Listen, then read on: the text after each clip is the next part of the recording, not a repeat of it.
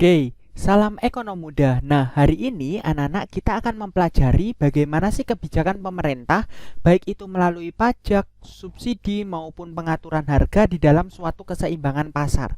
Apa pengaruhnya, apa efeknya terhadap harga maupun kuantitas dari yang dijual maupun dibeli oleh masyarakat. Seperti itu ya, Nak ya. Kita akan mempelajari pada pertemuan kali ini.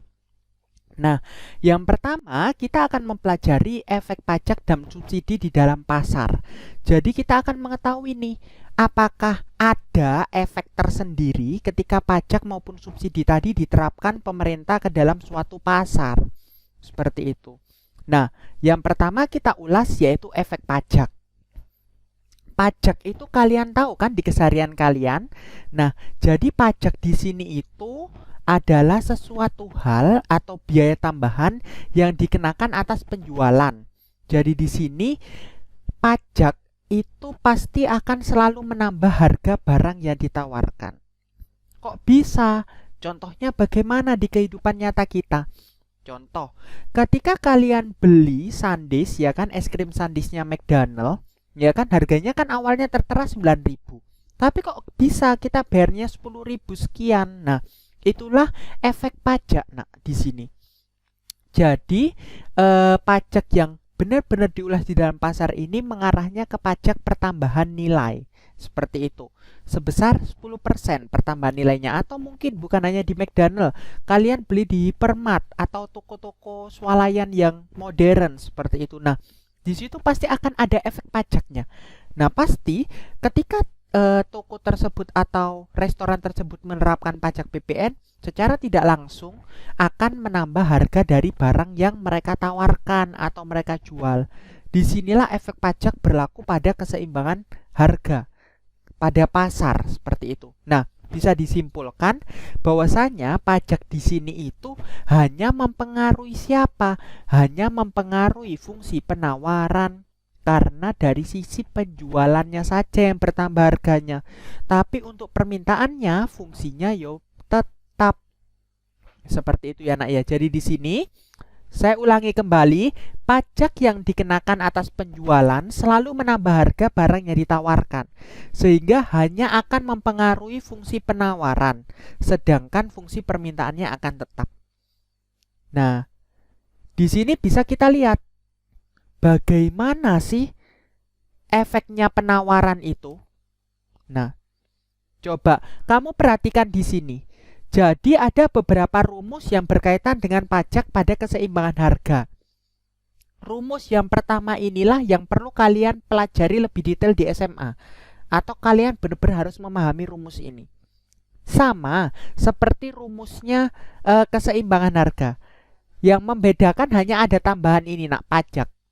Seperti itu. Jadi rumus keseimbangan harga untuk P akan menjadi PD sama dengan PS ditambah pajak. Nah, karena pajak ini tadi akan menambah jumlah barang yang akan menambah harga barang yang ditawarkan seperti itu. Jadi di sini pakai plus PS plus pajak, atau QD sama dengan QS min B dikali pajak, atau jumlah barang yang ditawarkan itu dikurangi koefisien dari fungsi penawaran dikali pajak. Seperti itu. Kalian kalau mengingat fungsi QS itu kan sama dengan A plus B dikali P, seperti itu ya kan. Nah, B di sini itu adalah koefisien dari variabel P-nya. Oleh karena itu B di sinilah yang akan digunakan. Atau kalau berubah tempatnya BP plus A itu bisa juga. Yang penting B ini itu adalah angka yang bergandengan dengan huruf P. Seperti itu ya, dikalikan pajak. Nah, pajak biasanya juga disingkat dengan tax. Jadi simbolnya adalah T. Ya, simbolnya adalah T. Nah, seperti itu. Ini rumus yang perlu kalian ulas dan perlu kalian pahami di SMA ini. Berikutnya ada pajak yang diterima negara. Nah, anak-anak di sini pajak yang diterima negara itu berapa sih besaran pajak itu yang diperoleh oleh negara yang menjadi pemasukan negara melalui pajak? Nah, di sini caranya adalah T dikalikan dengan Ki aksen atau turunan dari Ki S. Jadi fungsi dari QS ini kamu turunkan, nak. Seperti itu. Nah, nanti hasilnya adalah pajak yang diterima oleh negara tersebut. Seperti itu. Berikutnya, ada pajak yang ditanggung konsumen. Maka caranya cukup mudah. Tinggal kita mencari pajak yang diterima negara dikurangi pajak yang ditanggung produsen. Itulah pajak yang ditanggung konsumen nantinya. Begitu nggih. Nah, terus bagaimana caranya pajak yang ditanggung produsen? Caranya dari P aksen min P dikali Q aksen. Artinya di sini itu kita harus menurunkan dari fungsi PS dan menurunkan dari fungsi QS-nya seperti itu. Tapi anak-anak, ketiga rumus di bawah ini untuk di SMA sangat jarang sekali keluar pada ujian-ujian maupun tes-tes seperti itu. Ketiga rumus ini nantinya akan kalian pelajari lebih detail ketika kalian mengambil jurusan-jurusan yang berkaitan dengan pajak. Atau ketiga ini akan digunakan untuk tes masuk perguruan tinggi negeri, tapi tetap sangat jarang sekali muncul. Jadi yang perlu kalian benar-benar ulas adalah yang ini. Seperti itu ya, nak ya. Bisa dipahami sampai sini? Nah, yang berikutnya kita akan mencoba melakukan perhitungan. Nah, ini, nak. Jadi caranya tetap, nak. Kita harus pakai cara matematik. Diketahui, ditanya, dan dijawab. QD sama dengan min P plus 11. QS sama dengan 2P min 4. Dan T sama dengan 3. Seperti itu. Nah, di sini kalau QD sama QS-nya diketahui enak, tapi kalau QD sama QS-nya nggak diketahui, otomatis kita harus mencari dulu fungsinya tetap seperti keseimbangan harga, seperti itu. Nah, baru ditanyakan. Yang ditanyakan adalah P setelah pajak. Ya kan? P setelah tax. Nah, berapa P-nya setelah tax ini? Maka kita bisa menghitung menggunakan rumus itu tadi, nak. Caranya berarti ya otomatis gimana tadi? QD sama dengan QS pajak. Kalau pakai rumus Q maka min, ya kan? Min B dikali tax, ya kan? Berarti otomatis berapa, nak? QD-nya dimasukkan. Min P plus 11 sama dengan 2P min 4 min dalam kurung B-nya berapa? Nah, perhatikan di sini. B itu adalah koefisien dari QS. Ya kan? Berarti otomatis yang gandengan dengan P. Berarti 2. Ya. Nah, berarti otomatis 2 dikali 3. Min P plus 11 sama dengan 2P min 4 min 2 kali 3, 6. Berarti otomatis min P plus 11 sama dengan 2P min 4 min 6. Berarti min 10, ya kan? Nah, di sini baru min P samakan min 2P sama dengan min 10 min 11. Nah, otomatis kita teruskan ya di sebelah kanan. Min 3P sama dengan min 21. P sama dengan min 21 per min 3. P sama dengan berapa, nak? Tuh, 7. Jadi harga keseimbangan setelah pajak, ya. Harga keseimbangan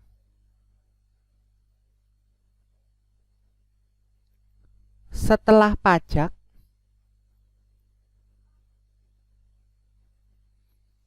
adalah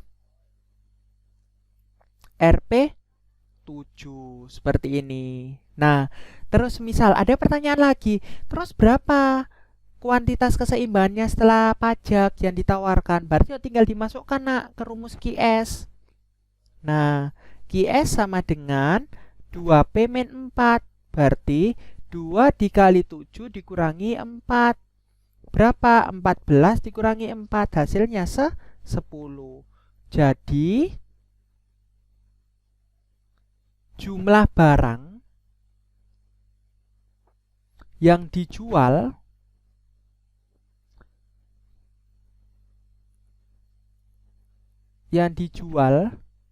setelah pajak sebanyak 10. Seperti itu. Mudah ya buat penghitungannya ya. Intinya kalian kalau menghitung ekonomi itu asal hafal dan paham dengan konsep yang sebelumnya, maka bisa konsep-konsep lanjutannya. Seperti itu. Nah, selanjutnya kita akan membahas bagaimana efek subsidi. Di sini subsidi itu merupakan bantuan yang diberikan pemerintah kepada produsen dan konsumen. Contoh penerapannya, subsidi ada subsidi PLN ya kan, kapan hari. Terus kalian waktu tahun lalu dapat subsidi pulsa internet. Nah, terus yang sampai sekarang ada subsidi BBM premium ya kan. Terus ada subsidi apa lagi? Contoh lain ada subsidi LPG. Nah, di sini subsidi itu intinya adalah bantuan yang diberikan oleh pemerintah, baik itu kepada produsen maupun kepada konsumen. Seperti itu ya. Nah, otomatis apa pengaruhnya?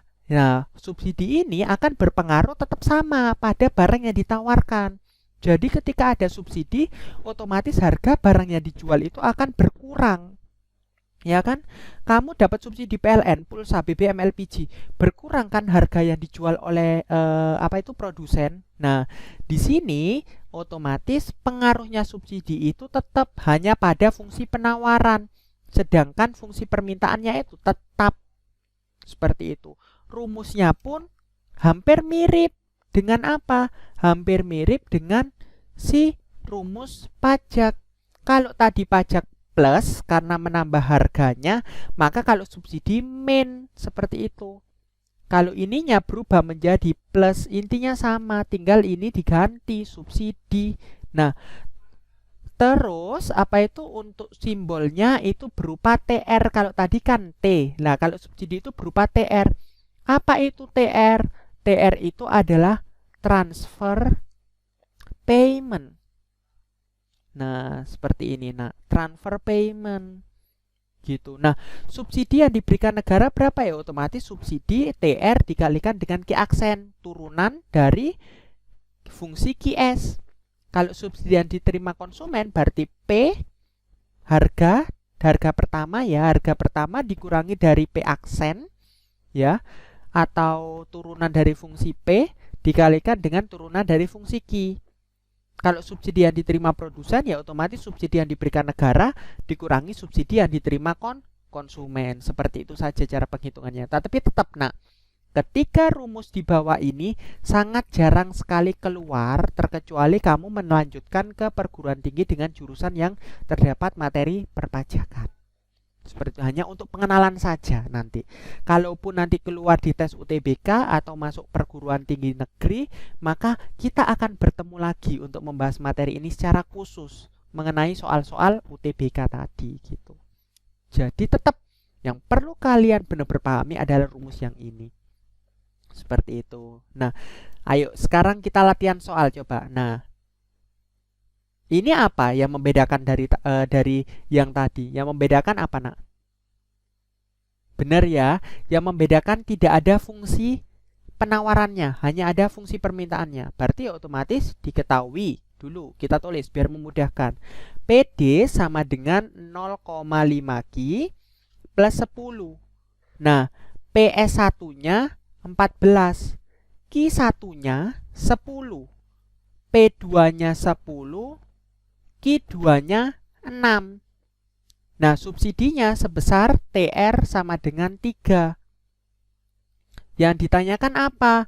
Yang ditanyakan adalah Q setelah subsidi. Nah, apa yang perlu kita cari dulu?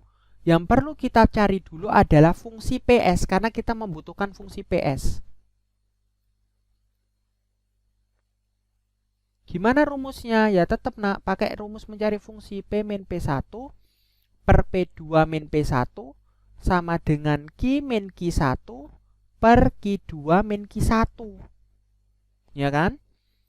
P min 14 per 10 min 14 sama dengan Q min 10. Maaf, kelebihan tanda strip ya. Q min 10 per 6 min 10. P min 14 per min 4 sama dengan Q min 10 per 6 min 10 berapa? Min 4 juga, tetap sama. Lalu dikalikan silang. Min 4 dikali P min 14 sama dengan min 4 dikali Q min 10. Nah, berapa ini? Min 4P, ya kan? Min berapa? 14 dikali 4, 56. Ya. Plus 56 sama dengan min 4Q plus 4 dikali 10, 40. Kita lanjutkan ke berikutnya. Nah, karena di sini yang diketahui adalah PD, maka kita perlu memisahkan P-nya agar menemukan PS-nya. Min 4P sama dengan min 4Q plus 40 min 56, ya kan? Min 4P sama dengan min 4Q min 16, bener ya? Plus dikurangi min dan minnya lebih besar, utangnya tambah akeh. Berarti otomatis P sama dengan min 4Q min 16 dibagi min 4. P sama dengan PS Q, ya kan? Min 4 dibagi min 4 kan 1 tidak perlu ditulis. Min 16 dibagi min 4 plus 4. Otomatis PS-nya berapa? PS-nya adalah PS-nya sama dengan Q plus 4. Seperti itu. Bisa dipahami sampai sini? Nah, kalau kita sudah menemukan fungsi PD sama PS, artinya kita sudah bisa memasukkan pada rumus subsidi. Ya kan? Nah, rumusnya subsidi tadi gimana kalau pakai P? Rumusnya kalau pakai P, PD sama dengan PS dikurangi subsidi. PD-nya berapa ini? 0,5Q plus 10. 0,5Q plus 10. Terus PS-nya berapa tadi? Q plus 4. Tulis Q plus 4. Ya kan? Subsidinya berapa? Subsidinya 3. Nah, berarti min 3 langsung aja. Nah, langsung 0,5Q plus 10 sama dengan Q plus 1. Ya kan? 4 dikurangi 3. Berarti kita samakan, kelompokkan variabelnya. 0,5Q min Q sama dengan 1 min 10. Min 0,5Q, ya kan? Ini kan 1 torek. 0,5 dikurangi 1 kan min 0,5, ya kan?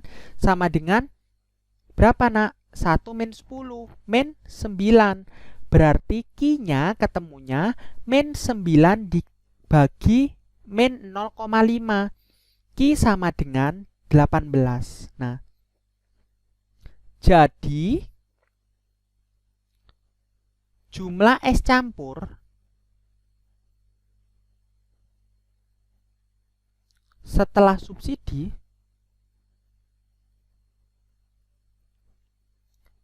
dijual sebanyak 18 mangkok es campur. Seperti itu. Terus ada pertanyaan lagi nih. Berapa ya harganya? Nah, berarti tinggal dimasukkan ke fungsi PS Q-nya. PS sama dengan Q plus 4. Ini 4 ya, Rek ya. Berarti sama dengan 18 plus 4. Berapa 18 plus 4? 22. Jadi harga es campur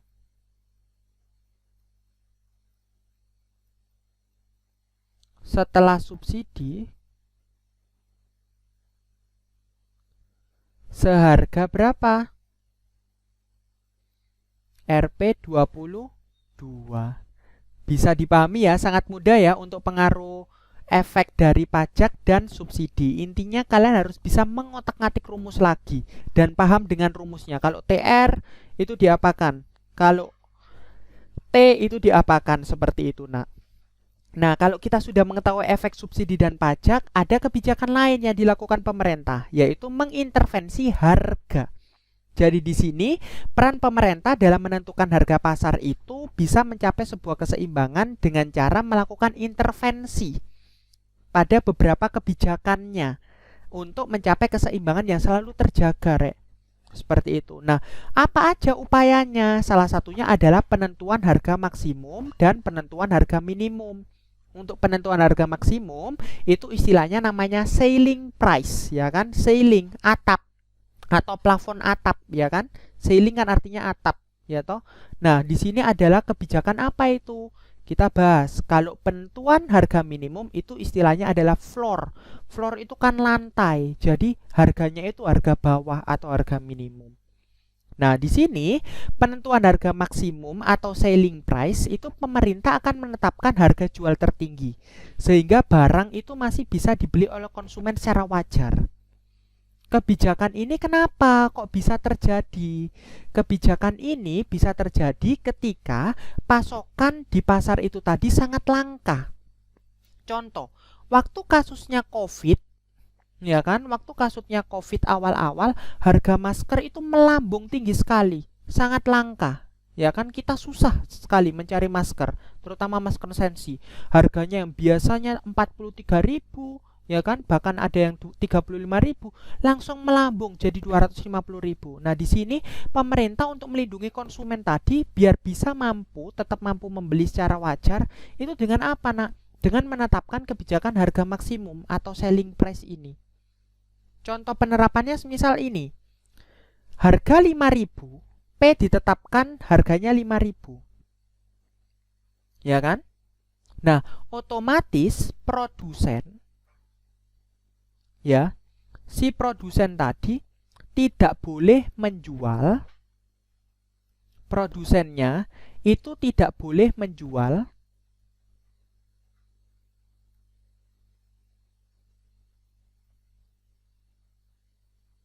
lebih dari 5.000. Artinya menjualnya itu harus apa? Harus di bawah harga 5.000 atau setidaknya sama harga 5.000. Tidak boleh lebih 5.500, tidak boleh, dan seterusnya ke atas. Nah, di sini kenapa kok diberikan harga selling price ini atau ditetapkan harga maksimum ini? Biasanya itu yang pertama untuk melindungi konsumen, ya kan? Yang kedua untuk menurunkan harga yang berlaku di pasar. Kayak tadi masker, ben harga masker itu nggak tinggi-tinggi, nggak naik-naik, ya kan? Biar masker itu bisa dibeli secara wajar oleh konsumen. Nah, di sini kebijakan ini itu juga pasti akan ada dampaknya nantinya kalau diterapkan. Ketika kebijakannya ini diterapkan, maka dia akan menghasilkan kelebihan permintaan. Nah, kalau kelebihan permintaan, otomatis pasti efeknya pada kekurangan pasokan barang atau mengalami kelangkaan lagi nantinya. Jadi penerapan kebijakan itu pasti ada efeknya, ya nak, ya. Nah, nanti gimana Pak Chandra terusan kalau ada kebijakan harga maksimum terus terjadi kelangkaan? Nah, sebelum terjadi kelangkaan nanti ada kebijakan dari pemerintah lain untuk menurunkan kelangkaannya ini.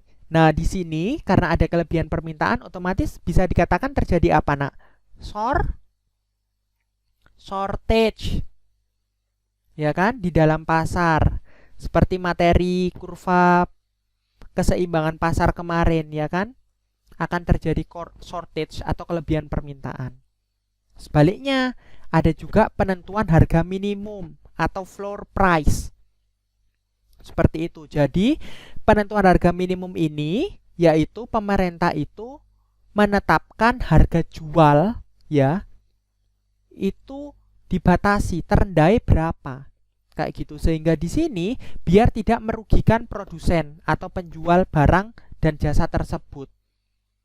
Seperti itu. Kenapa kok bisa terjadi ditetapkan harga jual terendah? Jadi di sini anak-anak perlu kalian ketahui ketika ada contohnya panen raya ya kan, kayak yang kapan hari di bulan-bulan Januari itu kan sawi sama telur sama ayam lagi panen raya sampai dibuang-buang. Nah, karena apa? Dianggap produsen itu tadi rugi bandare. Ya kan, rugi besar. Biaya produksinya besar tapi harga jualnya lagi panen raya turun karena kebanyakan pasokan di pasar. Nah, di sini anak-anak otomatis pemerintah itu akan membantu biar produsen atau penjual tadi nggak mengalami kerugian. Dengan apa? Dengan menetapkan harga minimum atau floor price ini. Contoh, P-nya 4.000. Maka pembeli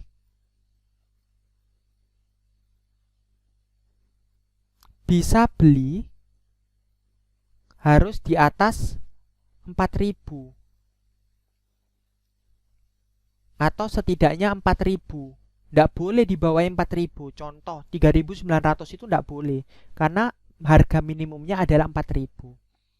Kenapa pemerintah menetapkan harga minimum ini? Yang pertama jelas untuk melindungi produsen tadi ya agar tidak merugi. Terus yang kedua untuk menaikkan harga yang berlaku di pasar karena harganya terlalu anjlok. Contohnya ketika panen raya seperti itu. Nah, kalau kita sudah mengetahui kebijakan-kebijakan yang dilakukan oleh pemerintah, baik itu pajak, subsidi, floor price, selling price, maka kita bisa ke tahap berikutnya, yaitu mempelajari golongan pembeli dan penjual.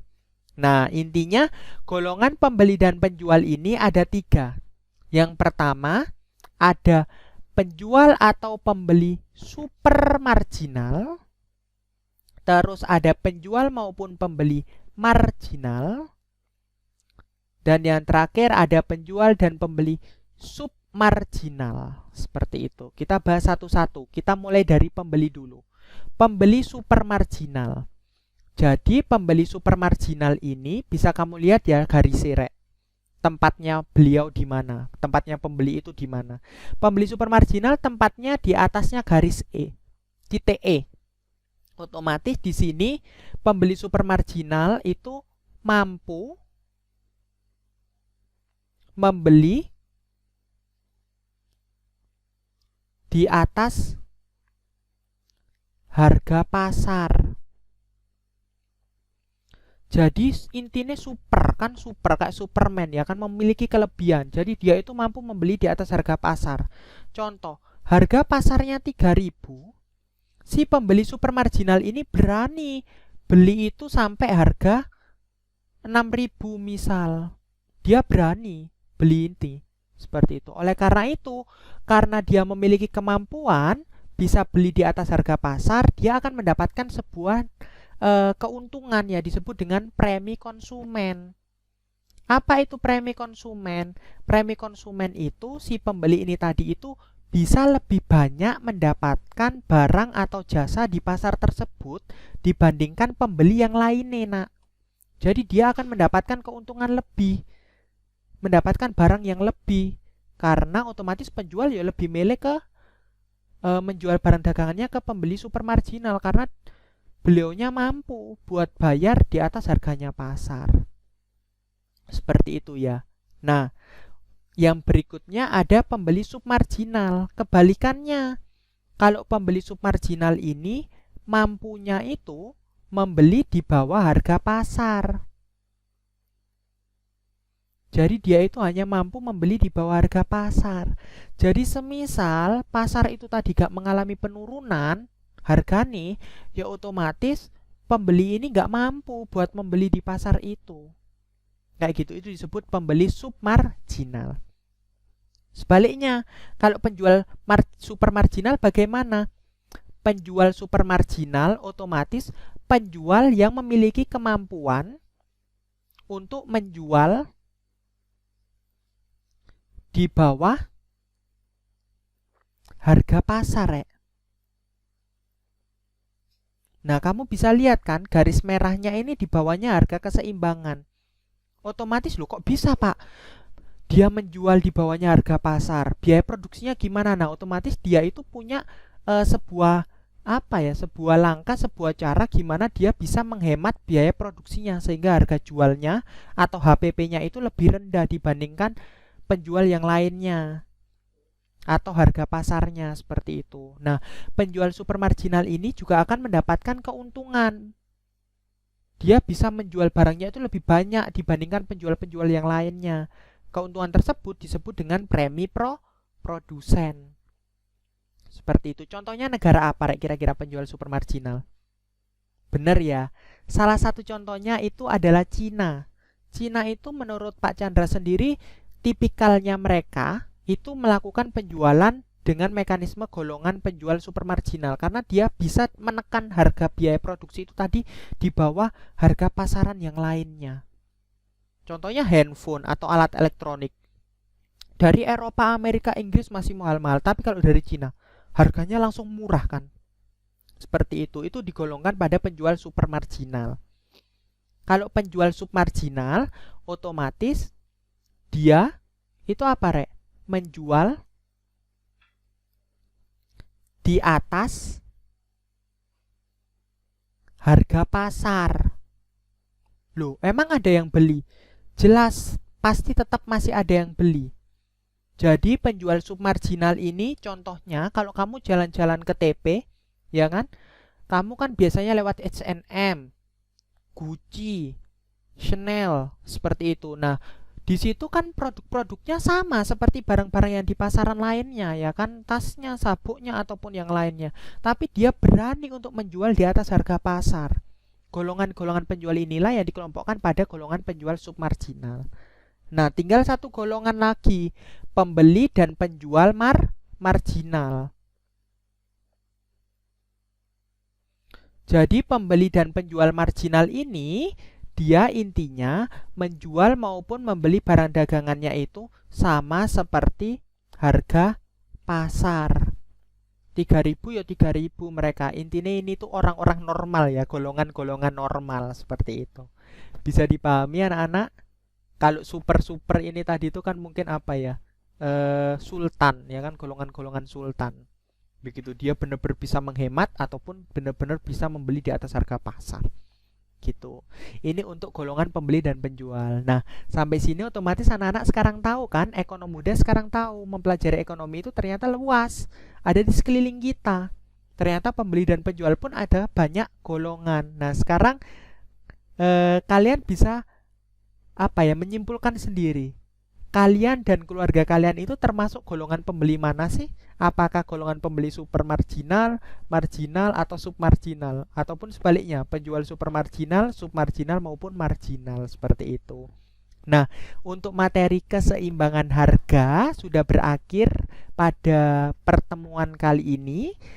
Berikutnya, Pak Chandra akan membahas mengenai struktur pasar dan elastisitas di dalam pasar. Kalau pasar-pasar yang kalian ketahui kan pasarnya becek dan lain sebagainya. Nah, kita membahas dari sisi ekonominya nanti. Bagaimana sih struktur pasar itu yang ada di sekitar kita? Bagaimana sih elastisitas dari harga maupun jumlah barang itu nanti? Nilai kepekaan nih. Nah, jadi pekai itu bukan peka cuman cewek cowok aja yang pacaran, tapi harga sama barang itu juga dilihat nak di ekonomi. Pekai mereka itu seberapa besar. Kayak gitu ya. Terima kasih buat pertemuan hari ini. Silakan disimak dan dicatat dengan baik. Kalau belum paham bisa diulang-ulang ataupun ditanyakan melalui grup ekonom muda di masing-masing kelas. Seperti itu nggih. Mohon maaf apabila Bapak ada kurang dan lebihnya selama melakukan penjelasan ini. Wassalamualaikum warahmatullahi wabarakatuh. Salam ekonom muda. Sampai jumpa di pertemuan berikutnya.